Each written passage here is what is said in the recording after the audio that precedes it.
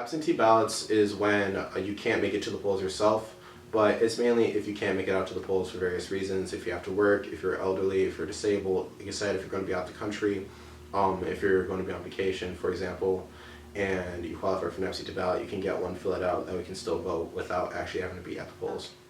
So to get an absentee ballot, you actually have to submit a request for an absentee ballot to your local township clerk, and then from there they'll let you know if it's approved and whatnot, and then it actually needs to be submitted also to your township clerk. For the primaries, you either vote in the Republican primary or the Democratic primary, for example. What you're really doing there, those are party elections, so you really just pick the candidate for your party there. And then the amount of votes, so depending on how the candidate does, that determines how many delegates they get when it comes down to the actual national convention. And then the national convention, if a candidate comes in with with a magic number of delegates, they can actually win the party bid outright, and that's how they become the party candidate for president.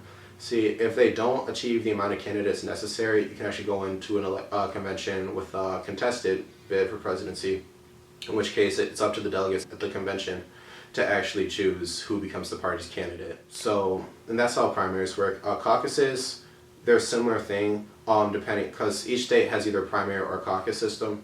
Like going back to Iowa, Iowa has caucuses, so instead of showing up to the polls and voting, and they just tally the votes at the end of the day, each precinct has, basically you gather in a place like a high school gymnasium or another public sphere, and what happens is you really just kind of hash it out with people in your community until you decide, okay, well, we vote for this person for this precinct, or we vote for this person in this precinct, and then at the end of the day, it depends on who wins the most of those little areas to who actually gets the most delegates in the state. So a primary is more of an election, a caucus is more of community coming together and deciding who represents which candidate do they want to be to win the bid for their area. At the national conventions, it's a place where the parties kind of get together.